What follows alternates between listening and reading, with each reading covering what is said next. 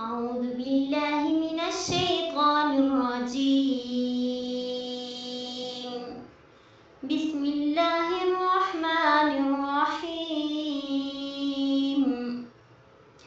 السلام علیکم ورحمۃ اللہ وبرکاتہ۔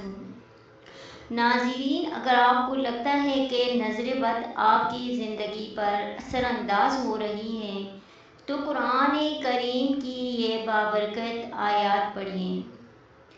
وَإِن يَكَادُ الَّذِينَ كَفَرُوا لَيُزْلِقُونَكَ بِأَبْصَارِهِمْ لَمَّا سَمِعُوا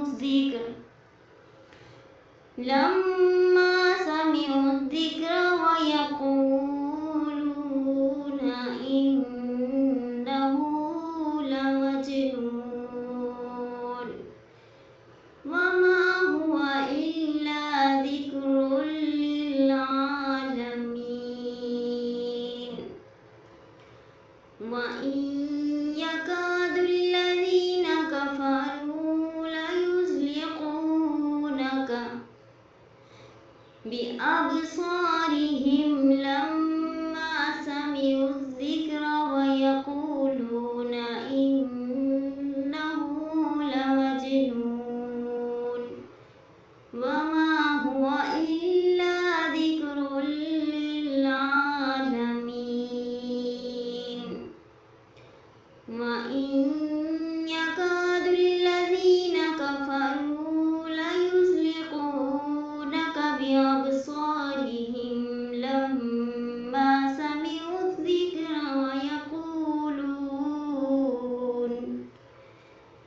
وَيَقُولُونَ إِنَّهُ